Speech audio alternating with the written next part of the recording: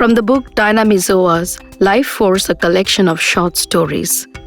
Edited by Dr. Amit Shankar Shaha and author Anindita Bose, published by Virasat Art Publication, Kolkata. The story, Wordsmith, written by Saheli Mitra. For they were swords that helped to mark my lover's den in blood-sweat stains, and carved my words onto his lips till he shouted my name again in words that I spelt. A crumpled sheet in hand, dirty, half-torn, discovered from his shirt pocket, Adi sat alone in his office suit. He felt like shouting her name, which he often did while they made love. But a gaze of a defeated man was etched on his half-drawn eyes. Even the fragrant morning breeze he so much loved failed to touch his lips or spin a smile. The flowers he had planted on his office balcony last summer had bloomed in abundance. Adi was proud of his babies. Today they awaited his caring touch, felt none, and drooped in silence. Aditya was famous for his teasing smiles and laughter, his crazy jokes propping up in the middle of some serious, inane discussion to make the somber mood of a meeting glisten in happiness. It was said he could even make a crying baby smile with his charming words and flashing his perfect set of teeth. Teeth, smile, moans, Juhi, desires pinned him into a web of lost words. He looked at the crumpled sheet again. Not his words, were they? Words prompted by him, though. Why couldn't he flush all those words like he did with memories he wished to forget? Why do they haunt him, curse him, torment him? Else a man like Aditya Parekh wouldn't have had time to sit on a Monday morning in his office chamber and shed tears.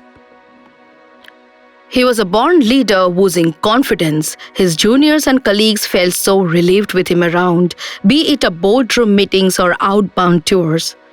His sheer brilliance and intelligence had a charm that none could miss. Till the small piece of handwritten paper played havoc. His eyes moistened.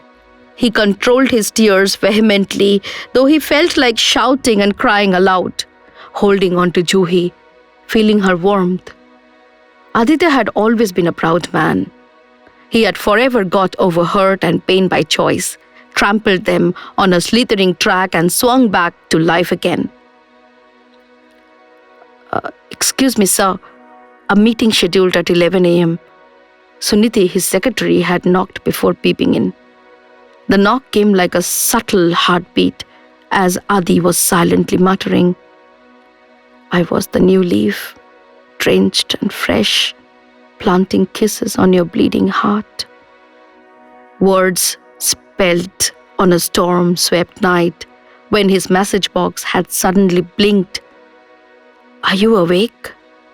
A hailstorm is pounding on my window pane, and I'm alone, trying to play with words.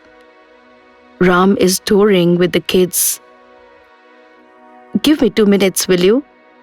I'm just back from dinner. Have to call Malini and find out if my baby's asleep. Joining my words den. Help me weave songs. They refuse to come tonight. I have to send the set tomorrow to my editor. He is driving me crazy with deadlines. I will. We shall make love this rainy night as your words will slither on my throbbing self. You want it, you sick man, Juhi would often tease. She perfectly knew she needed Adi. She needed him to share his wild desire, to turn them to words that would be soon planted as verses by her editors on top-notch books and cards. Juhi had earned fame in recent years as a popular poet and author. Some said she must be having several paramours, many men to sleep around with, else how could she pen down such desires?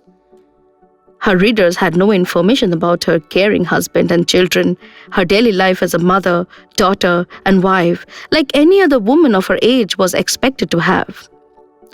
Juhi had kept her personal life away from the glare of the public fame. Her husband, Ram, was a caring man, but never read Juhi's poems and words. Honestly, he never understood what she wrote. He was a man who handled brick and mortar, a well-known construction engineer, and let Juhi do what she loved best instead of interfering in her creative ventures. Raindrops evaporating, heat of an erupting volcano, Adi's words, however, never touched Juhi. She never felt him on her skin. Or was it otherwise? Maybe they had delved even deeper with each sigh, with each moan, with every love-soaked scream in the end of every session they had, till no touch could ever again bloom a new desire or feeling. She had often felt like shouting and asking Juhi, "Did my desire really touch you?" But he knew Juhi would never reply. Just like the morning after a wild romantic night out over words and cries, she would send a plain good morning message saying, "Hi." They would again reconnect after weeks when he traveled or when she felt the need to play with passion and words again. Even his unshed tears, his sobs would only travel her metaphorical path. They would never be returned with the touch of her soft palms, wiping away his pearl drops off his face, and she had promised one night, as he recited her words, "I was the storm that chased your dreams on an ominous dance to death and despair. I was the raindrop that quenched your thirst on a scorched trail to heaven and hell. I was the hunger that kept you alive." Yes, now he knew what kept him alive. Adi looked up, trying hard to fight off the drops, threatening to run down. He couldn't afford to show his emotions before his secretary. "Suniti, can you reschedule the meeting, please?"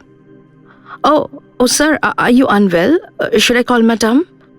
His secretary was perturbed. She had never seen her boss in such a sorry state and automatically concluded he must be unwell. None would ever believe Aditya could look sad. After all, he was the man who made everyone smile. Even his family, his sisters, cousins, parents, wife, Malini and daughter Shruti never felt exposed to any negative feelings thanks to the positive energy Aditya had always carried on his wings. He was full of love, life and laughter. "No, Suniti, don't bother. I need a break, that's all. Have been working really hard for months with the year-end hanging like a sword." Yes, sir, very true. You have been traveling like hell." "Thanks, Suniti, for your concern. I guess I must go back home and take a leave today. Ask Paritosh to plan out the records and meetings. I shall have a look tomorrow." Adi put the paper in his pocket, nodded a goodbye and left. Malini had taken a week's leave from office to clean up the house after a fresh paint. She hardly had time off her meetings as an event manager to look after her child or home. But Aditya never complained. She felt guilty at times. But with Adi traveling most of the year, she often told herself, he also can't complain. He has no time too, other than the family vacations they planned together. But that crumpled piece of paper she discovered from Adi's pocket in his own handwriting made her desirous. Suddenly, after a decade of marriage, she realized the man in her life was not just wild in bed, but had a poetic, romantic age too. Malini had never imagined in her wildest dreams that Adi wrote poetry. She felt so proud now. She knew her husband was flamboyant with words and women alike, but he was too honest to cheat on her. She never suspected him thus, and now she viewed him in a new light. She promptly shouted, "Adi, I'm dropping Shruti at my mother's place. When will you be back from office?" Adi was preparing to leave for office. He was fighting his own demons since last night after he got a letter from Juhi's husband. They had never spoken before, never met too. Juhi, however, told Adi her husband knew he was a good friend, what he did, and so on. But after Juhi stopped communicating with him over phone or emails or messages since last few months, Adi felt tormented. He knew not how to react.